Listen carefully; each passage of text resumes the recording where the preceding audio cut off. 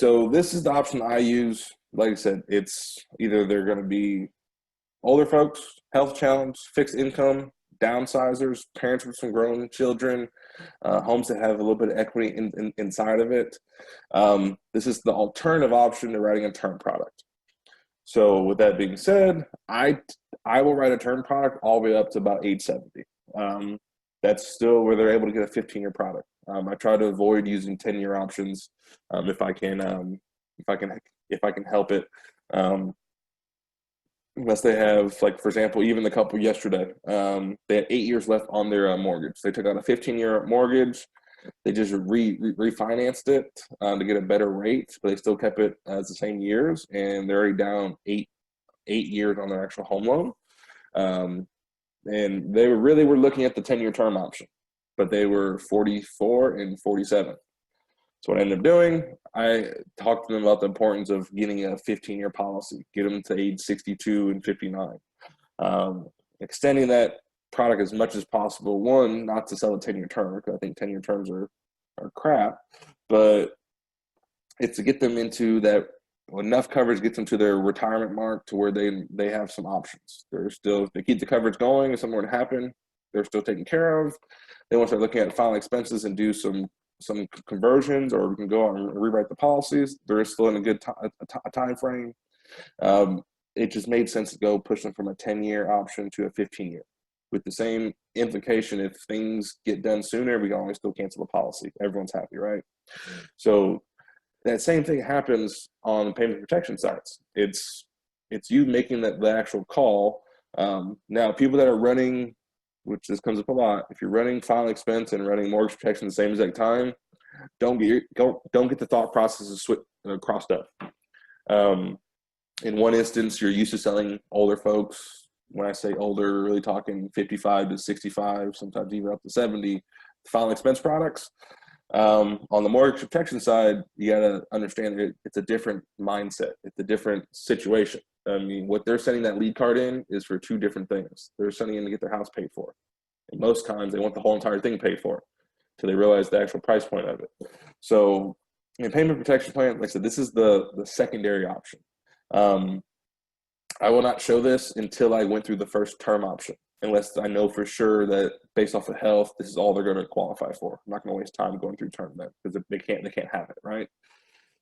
But I will go through my entire mortgage, go down 20 to 40%, and then get down to a 50-50 plan if it's still available to them, right? Then, okay, none of that stuff makes sense price-wise. They'll kind of give you the funky look, like, that's still kind of outside the budget. I'm like, okay, that's fine. Here's another option. Payment protection plan is always about the actual setup.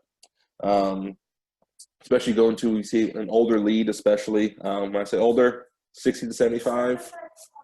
Okay, hold on. Older lead, 65 to 75, or 60 to 75. I'm going to start thinking about these different items on the front end. Notice the yard, if they have stairs, how big their house is.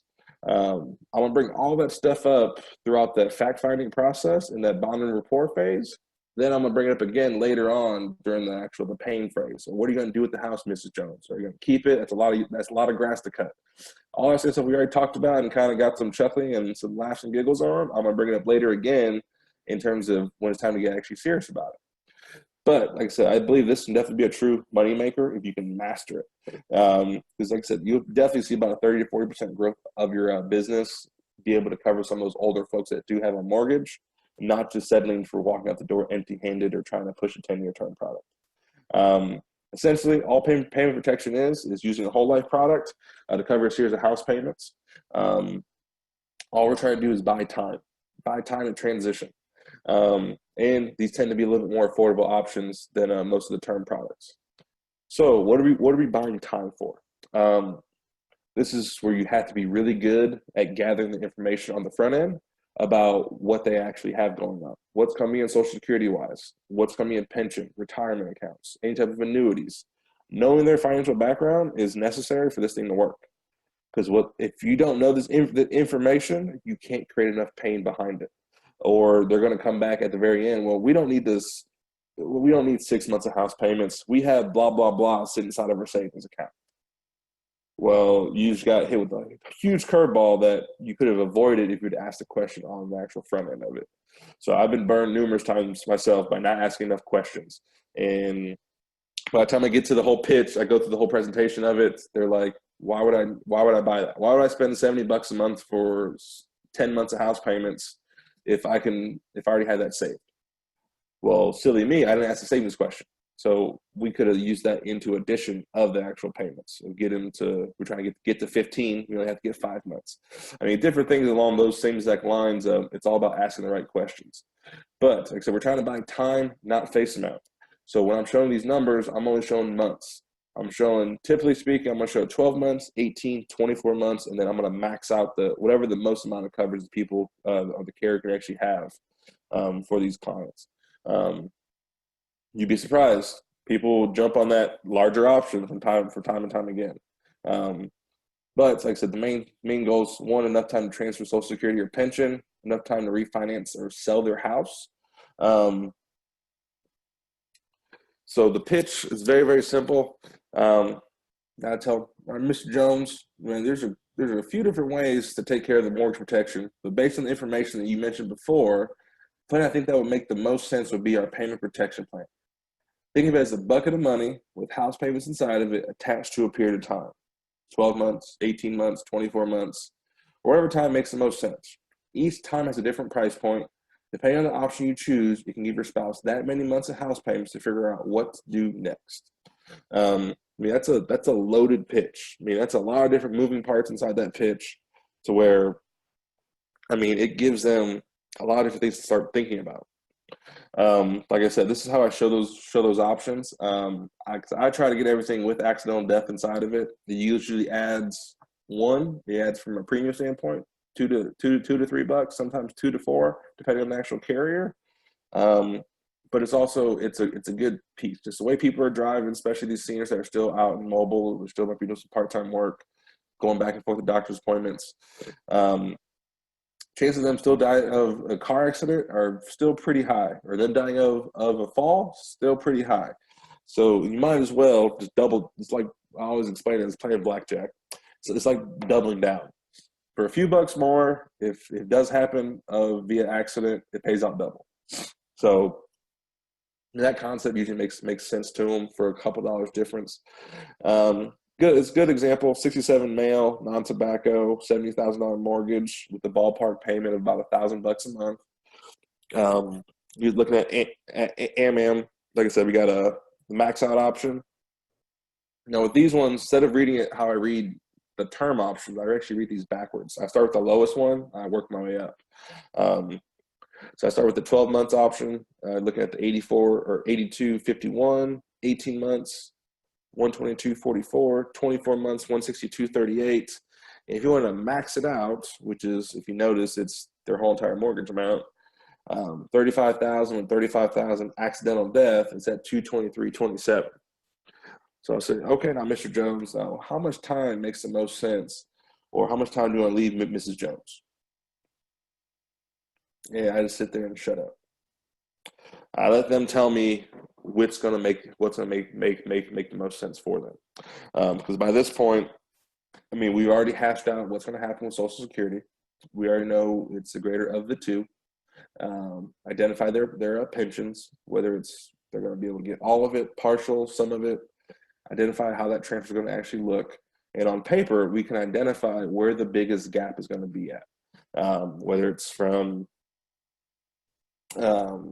just a loss of income in general, or if there's going to be a transition. Okay, it's going to take Mrs. Jones a couple months to get back on her feet, or she plans to sell the house. Let's get something in place to help take care of that time. Hashing out the money on the front end and knowing how that money is going to actually work makes it easier to show this on the actual back end. Try to do it the opposite way. It gets super messy. It takes about 35 minutes to get through the concept. It just doesn't work.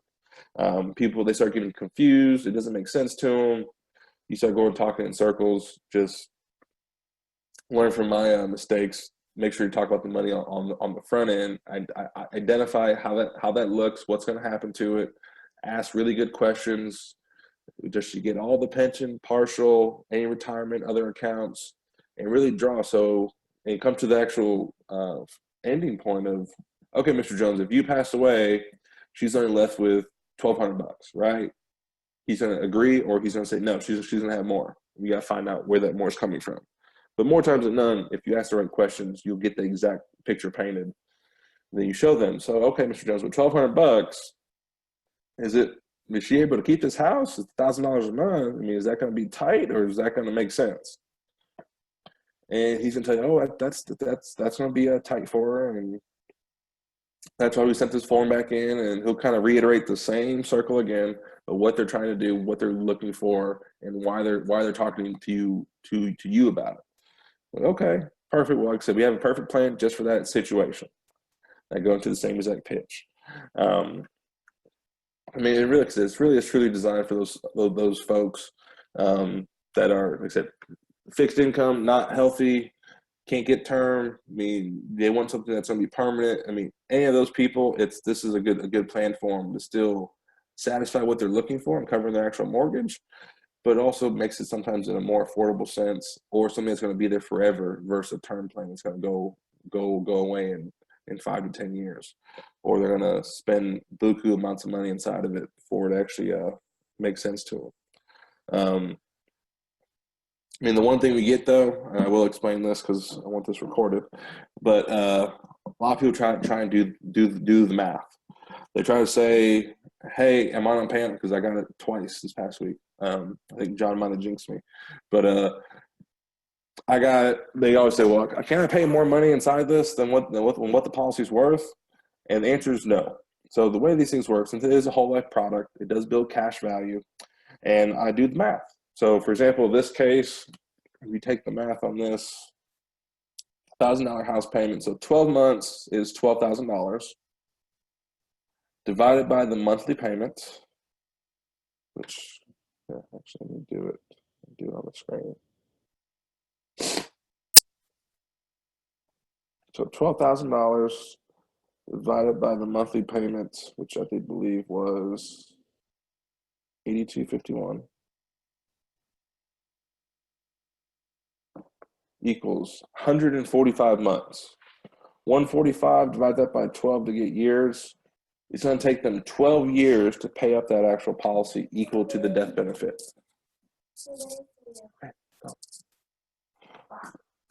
So 12 would be 12 years. So at 67 plus 12 years, it'd still be 879. So by this point, this policy should have anywhere between $2,000 to $4,000 worth of cash value. Ballparking, of course, like I said, we have to look at the actual policy to get the exact number. But what that money can actually do is he can stop paying for it. So just like every policy, there should be an automatic provision loan on it where it pulls the cash value. If you don't make a payment with your cash value inside your policy, it'll keep it paid for. That same thing works for people in this situation. You can technically stop paying for the coverage. It'll use your cash value to keep the policy going. You keep making that policy payment. So essentially, he'll pay for 12 years, but the policy, it'll last as if you paid for 16 years, roughly. It says all subject to the premium, the cash amount. I always say 3 to 5 years, just to ballpark it. Worst case that happens, like I said, as we're getting older, health might change. I mean, more times than none, they would pass away before that they have to pay any more premium inside the actual policy. Push comes to shove, worst case option, if they want to keep the coverage and the cash value hits zero, they just start making their payments again. By that point, house will be paid off, that burden's taken care of, they could no longer need it. It could be a way to salvage the coverage, to have something in place if they're really sick. I mean, there's a lot of different plays with the actual coverage just to be able to keep it going. And to the same token, with that same cash value, you could do an option of a reduced paid up or extended term in insurance. Essentially, one way is taking the cash value and taking a reduced face amount. The other way is taking the cash value and paying for the current face amount, dragging out for a little bit longer period. So either way, you can do a couple different options, or taking the cash on the outright end of it. So the big thing, we have many different options to prolong the policy, especially with it being a whole life vehicle. But that's just the one question that does come up. And the way to combat that same question is it's usually paired up with if they think they can pay too much money inside the policy, I'll just save the money inside my own bank account. Unfortunately, that only works while you're living.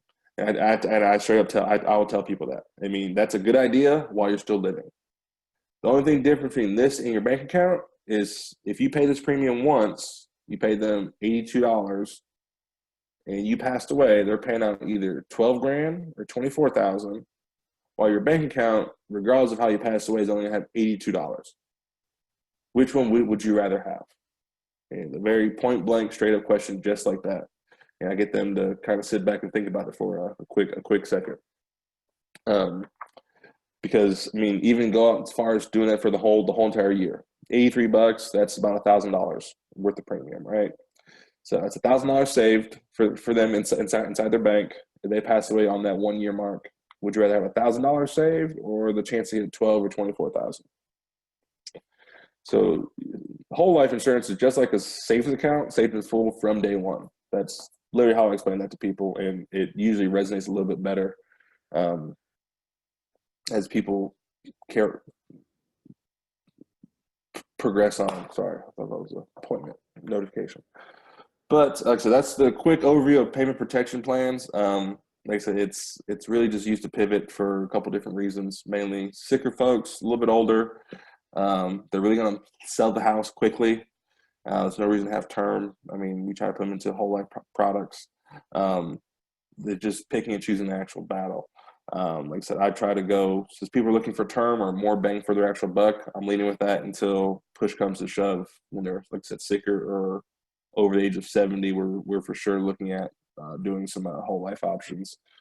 Just because a 10-year might not always make sense for them. But until then, guys, thanks for hopping on. Appreciate it. And it was a little bit longer call. Well, actually, we did an hour. It was perfect. But hope you guys got some value out of it in terms of understanding what's taken into the house, how to set up your files and folders just to make yourself, your life organized, and utilizing, like I said, what we have in place in terms of resources, whether it be the Dropbox, carrier login files, all that good stuff's all in one centralized spot for you. So unfortunately, I can't do it for you. Spend the 10 to 15 minutes, maybe it might be 30. Just get organized, get the stuff where it needs to be to where you know how to use it and how to access it. It's at your fingertips. So when you're inside the house, you're not fumbling, and that transition between overview to doing the paperwork is a seamless within one to 2 minutes. You don't want to make that longer than what it actually has to be. But until then, guys, I'll see you guys next week. Take care.